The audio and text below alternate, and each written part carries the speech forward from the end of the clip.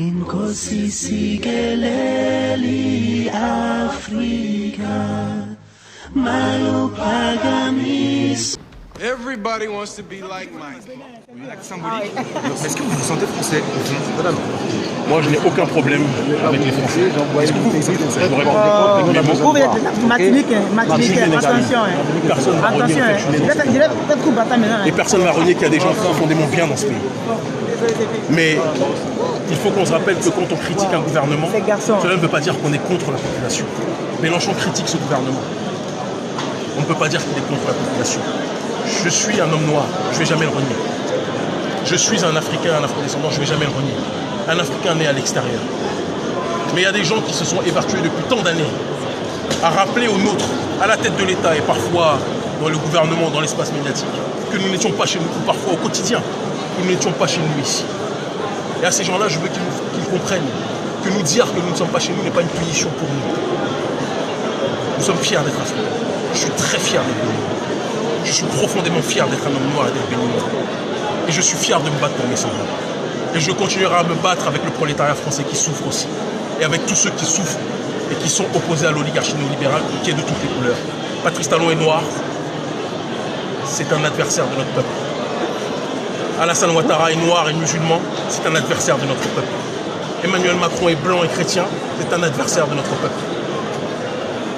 Il y a des gens qui sont de confession juive et qui sont beaucoup plus proches de notre peuple. Il y a des gens qui sont de confession juive et qui sont contre notre peuple. Ce qui m'intéresse, ce n'est pas la couleur ou la confession. Ce qui m'intéresse, c'est vos actions.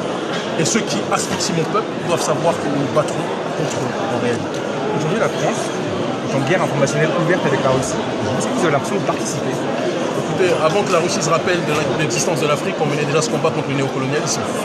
La question qu'il faut se poser, c'est pourquoi depuis les indépendances, on accusait tous ceux qui résistaient au néocolonialisme français d'être des agents soviétiques. C'est une vieille histoire, c'est une vieille ristournelle, c'est une vieille stratégie qui consiste à toujours dire que l'homme noir, en réalité, ne peut pas penser par lui-même. S'il critique le néocolonialisme, c'est parce qu'il est piloté par les Russes. J'ai travaillé avec le gouvernement, je travaille jusqu'à aujourd'hui avec le gouvernement vénézuélien. Je travaille avec les autorités cubaines, je travaille avec les autorités iraniennes. Et on travaille aussi, on a collaboré aussi avec la Russie. Mais il n'y a aucun tabou dessus, c'est de la géostratégie. Pourquoi le gouvernement français a le droit, jusqu'à il y a peu, avant qu'il y ait le début de la guerre contre leurs frères ukrainiens, le gouvernement français parlait avec les Russes? Pourquoi quand eux pouvaient le faire, ce n'était pas de la trahison, et quand nous décidons de nous allier avec tous ceux qui peuvent nous aider, lorsqu'il y a le terrorisme au Sahel, l'armée française n'a rien fait pour nous. Il y a des gens qui sont morts, sincèrement, mais ils sont morts en ayant sincèrement tort, parce qu'ils ont été instrumentalisés par les multinationales. Ils ont été instrumentalisés par le pouvoir néocolonial. Mais ils n'ont pas été dans une démarche d'aider et de défendre les intérêts français. Et je dis paix à l'âme de ces soldats français qui sont morts, croyant servir à une bonne cause. Mais ils n'ont pas servi les intérêts de notre peuple et ils n'ont pas servi non plus les intérêts de leur peuple. Les 400 000 euros que vous auriez reçus de Wagner, oui. Est-ce que c'est de la géopolitique, ça? Mais déjà, je vais dire les choses très clairement, même les 400 000, ce n'est pas une somme exacte, premier point, d'accord? C'est pas une somme exacte, et je peux vous dire une chose, on reçoit beaucoup plus du gouvernement vénézuélien, on a reçu beaucoup plus du gouvernement iranien, on reçoit beaucoup plus d'entités qui veulent nous soutenir dans nos programmes d'action sociale, qui veulent nous soutenir dans nos actions politiques, dans nos actions géostratégiques de manière générale. Quand on reprochait à Nelson Mandela de recevoir des soutiens ou des fonds de l'Union soviétique, d'accord, ou de recevoir des soutiens de la Libye de Kadhafi, qu'est-ce que disait Mandela? Il disait, mais vos ennemis ne sont pas nos ennemis. Il n'y a pas de combat politique d'indépendance qui se mène sans financement. Wagner, c'est pas un ennemi. Mais écoutez, on a arrêté de travailler avec Wagner. C'est pas notre ennemi. Wagner, c'est eux qui ont aidé le Mali, le gouvernement malien souverain, à récupérer la ville de Kidal. Avant, le gouvernement malien travaillait avec l'armée française, et l'armée française disait qu'on ne pouvait pas récupérer Kidal. Dès que l'armée française est partie, que le gouvernement français a fait venir les Russes, eh bien, on a eu la possibilité de récupérer la ville de Kidal. Est-ce que ça veut dire que les Russes sont des saints? Je ne crois pas. Est-ce que ça veut dire que Wagner ou les Russes sont des messies? Sûrement pas. Et je vous le dis les yeux dans les yeux, il arrivera un moment où on n'aura plus besoin de ces derniers. Nous, notre stratégie, elle est très claire. Ces gens-là ne sont pas nos messies, ils ne le seront jamais. Mais il arrive à un moment dans l'histoire où on a besoin d'alliances qui peuvent être ponctuelles. Et alliance ponctuelle ne signifie pas alliance éternelle. On se bat pour notre autodétermination, on fait de la géopolitique. Cuba, à un moment donné, s'est allié à l'Union soviétique. Est-ce que ça voulait dire que c'était des agents ou des marionnettes de l'Union soviétique? Pourquoi, quand c'est les Noirs, on dit toujours que ce sont des marionnettes? Je pense que c'est une question qu'on doit se poser. On est libre, on est souverain. J'ai tenu un discours au Parlement russe où j'ai dit que si vous colonisez, comme le gouvernement français l'a fait, nous combattrons sans pitié. J'ai une dernière question. Les Russes votent aujourd'hui, Poutine devrait être élu. Est-ce que c'est une bonne nouvelle pour l'Afrique? C'est pas mon problème qui vote ou qui ne vote pas, qui a élection ou qui n'est pas élection. Moi, je suis pas russe. Est-ce que Poutine, c'est une bonne nouvelle pour l'Afrique?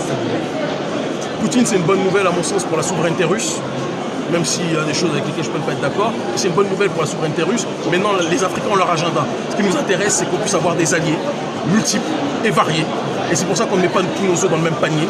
On peut discuter par exemple avec le gouvernement turc qui ne s'entend pas toujours avec le gouvernement russe. Et c'est un kiff pour nous de rappeler aux Russes aussi qu'on a des alliés multiples. Et parmi ces alliés multiples, il y a des gens qui ne s'entendent pas avec vous. Les Russes ne sont pas nos patrons, ne le seront jamais. On a travaillé avec le Hezbollah, on a été plus soutenu par le Hezbollah qu'on a été soutenu par Wagner. Pourquoi vous n'en parlez pas? On a été plus soutenu par le gouvernement vénézuélien qu'on a été soutenu par Wagner, même financièrement. Pourquoi on n'en parle pas? Donc on mène notre combat, on va dans le sens de l'autodétermination de l'autre, on fait ce qu'on appelle la géostratégie. Notre ONG a été l'invité d'honneur parmi les structures observatrices au sommet des BRICS. C'était le sommet du Sud global, qui se réunissait pour parler d'une seule voix et parler de multipolarité. La multipolarité, c'est ce qu'on fait. Donc on fait de la diplomatie parallèle en s'alliant à d'autres entités qui sont dans une dynamique de pouvoir faire avancer l'agenda multipolaire en tant que tel. Parce que le monde est fatigué qu'il n'y ait que l'Occident qui décide pour le reste de l'humanité. Et dire cela, c'est pas être anti-occidental, c'est pas être anti-blanc, c'est pas être antisémite, etc., etc. Il faut qu'on arrête cette construction. Pour beaucoup de Français, le Hezbollah, l'Iran, les Russes qui seraient des potentiels alliés, ça peut paraître c'est leur droit. À minima très sulfureux. Ils peuvent penser que c'est sulfureux. Il y a beaucoup de Français qui nous soutiennent et qui voient la géopolitique au-delà que par BFM TV ou France 24. Vous voyez, la géopolitique, c'est quelque chose de plus complexe. Au Proche-Orient, aujourd'hui, il y a une guerre coloniale. Il y a un peuple qui est colonisé et il y a un gouvernement qui colonise. On peut le dire, c'est pas être criminel. Le Hezbollah, je ne suis pas d'accord avec toutes leurs actions, mais le Hezbollah résiste. Ça, c'est leur agenda, c'est leur réalité.